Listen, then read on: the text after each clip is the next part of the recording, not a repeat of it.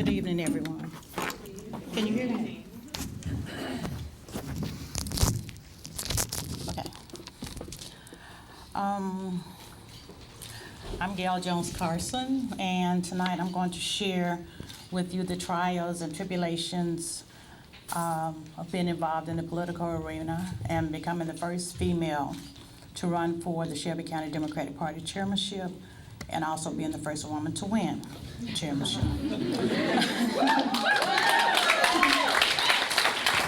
It took 3 times, but I won the 3rd time. During the late 80s, while working at Federal Express, I wrote my first political speech, or my first political copy, for U.S. Attorney Veronica Coleman Davis. At that time, she was running for the Shelby County District Attorney. She wasn't really that pleased with my first copy, but I got better. My second campaign was in 1992. And that campaign involved me rolling up my sleeves, hitting the pavement, and working the polls. That campaign was for former State Representative Brethren Thomas. This was my 2 sons, Brian and Jason's first campaign. They worked hard and they worked aggressively. Brethren won his first campaign. Sometime later after that campaign, I became a member of the Shelby County Democratic Party's Executive Committee. That was my first election, and it felt good winning. 2 years later, I ran against a former county mayor's sister who served on the Tennessee Democratic, the state party's Executive Committee. With the help of my 2 sons, we went door to door and we campaigned and we worked really hard. And I won all of the precincts in the senatorial district by 75%. That win felt even better.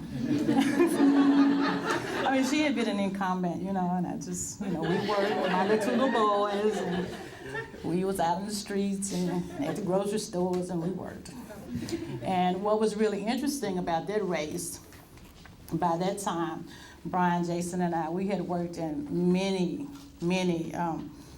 candidates and elected officials' campaigns. But none of these people who we supported worked to support me when I ran for the state party. However, of course, when I won, some of them was happy, and some of them wanted to take credit, and that was really funny. But anyway, back to the Shelby County Democratic Party. The chair of the party usually serves a 2-year term. When former County Commissioner Sidney Chisholm was the party chairman, he chose to serve only 1 year of the 2-year term. Therefore, the 2nd year of that term was up for grabs. He talked to me about running for the chairmanship. And I pondered about it and I thought, if a man can do it, I know I can do it too. So I decided to run. So at that time, I ran against current City Councilman Jim Strickland. And although Jim beat me by a few votes, seeing the positives that I brought to the table, he asked me to serve as his first vice chair. And I agreed to do that, and it was an awesome learning experience. So, lesson number 1. Many, not all, but many women find all kinds of nonsensical reasons not to support qualified women. It's true. So while I was campaigning for the chair's position, I learned that several older women, some on the executive committee, some were not, were working vehemently against me to make sure I didn't beat Strickland.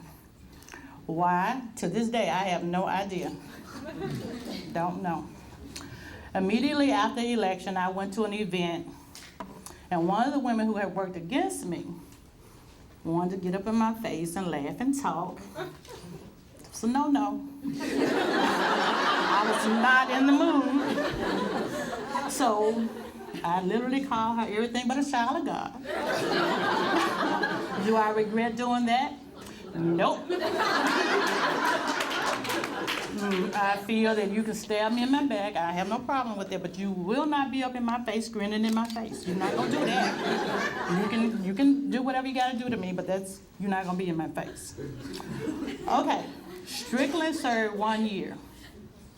He chose not to run at the convention, which was a 2-year election, because when we got to the convention, somebody showed up to run against him that he just never would have run against him, so he didn't run. So that person served the person he didn't run against, and I became that person's first vice chair. So while I was serving on the committee, I read somewhere about the Shelby County Republican Party having their Lincoln Day dinner, which was their annual fundraiser. And I was just like, I wonder why we don't have an annual fundraiser. So I proposed it, and people just kind of was just not paying me any attention, just kind of wanted me to get out the way. But anyway, I went on and did it anyway without their help. So we started the Kennedy Day dinner, which was our first annual fundraiser, and we still have that today. So I'm still proud of that. But anyway, fast forwarding, at the end of the 2-year term in 1997, I decided to run for chair of the party again.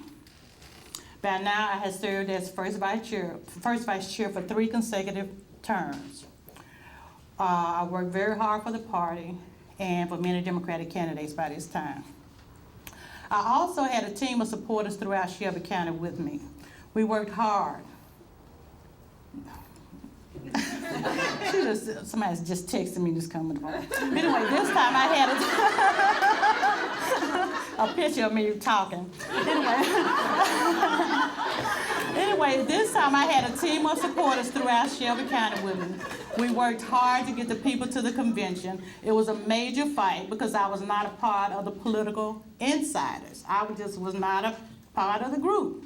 And nobody told me that, Gale, you are not supposed to want to be the chairman of the party. I didn't know that. So the major players who didn't want me were searching high and low to try to find someone to run against me. And when they were not successful, a high-ranking elected official sent a letter to all the delegates and endorsed one of his employees. And because of who this person was, the employee won. The person hadn't worked in any campaigns, hadn't been involved with the party, but anyway, I lost again, second time. Gale Jones Carson was not a part of the insider crowd, so that was it. Lesson number 2. There truly are some good friends and supporters in the political arena. After that vicious fight and loss in 1997, I didn't leave the party. I remained a loyal, hard-working Democrat supporting the party and candidates. The chairmanship came around again in 1999.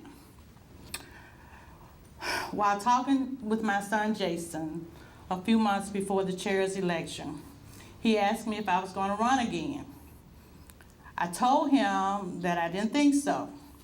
So Jason tried to encourage me to run, and I told him that I was tired of the foolishness and I just didn't want to run. And he reminded me that I had always encouraged him and Brian to work hard for what they wanted and not to give up. I told him that I would think about it.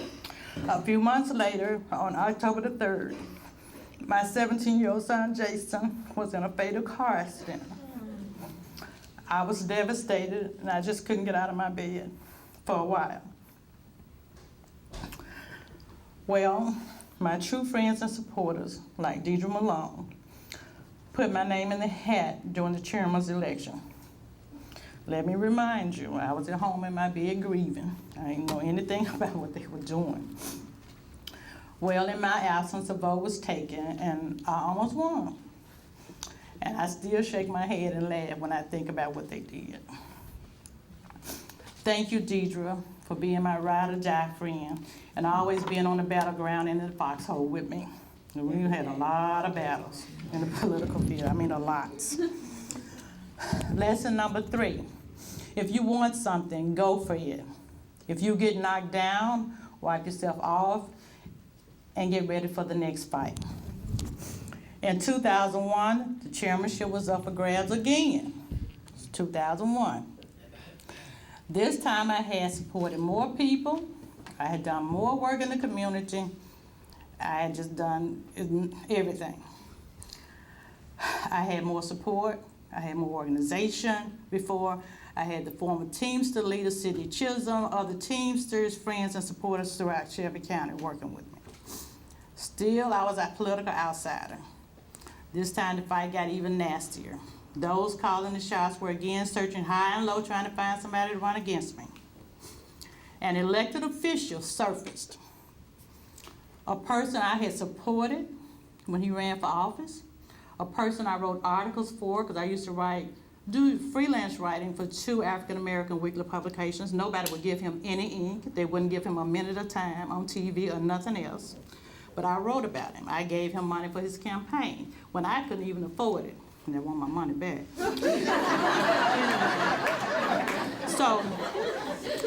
Anyway, believe me when I tell you, him being an elected official did not stop me from running. I continued to work and campaign, and so did my supporters. The day of the election, and when it was time for a vote, there was only one candidate for the delegates to vote for. And that candidate was Gale Carson. So I did win. I won in 2001. I became the chairman of the party.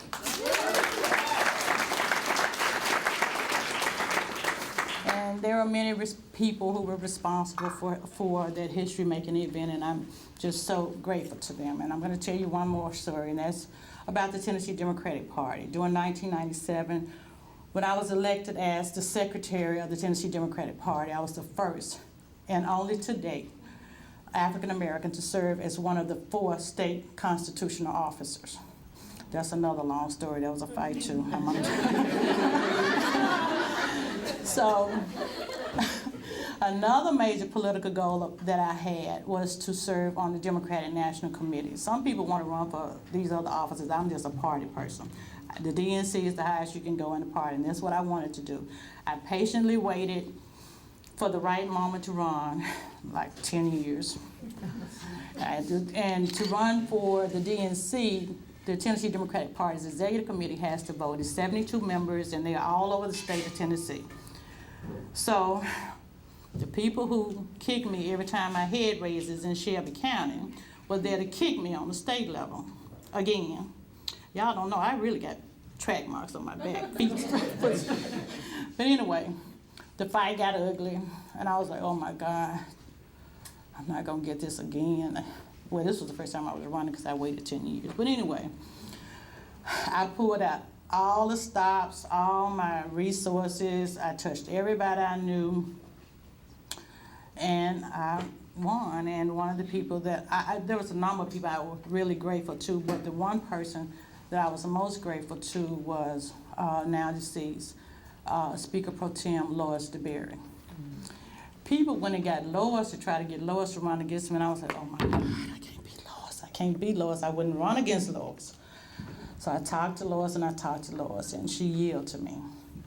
But I still had to run against somebody else. But that was fine. I won. But I do want to end by saying that,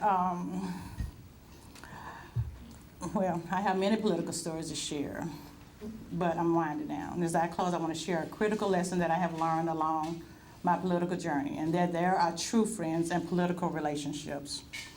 Even at my age, I am learning the differences, and this learning brings much pain. Some people, men, and especially women, who I thought were my friends, I have learned are merely people who I have political relationships with. Many will turn against you, stab you in the back, work against you, all in the name of what they say is politics. So when a so-called friend justifies his or her bad behavior with the phrase, it's just politics, I urge you to quickly put that person in the political relationship category and keep it moving. Have a great rest of the night. Gale Carson, here to serve.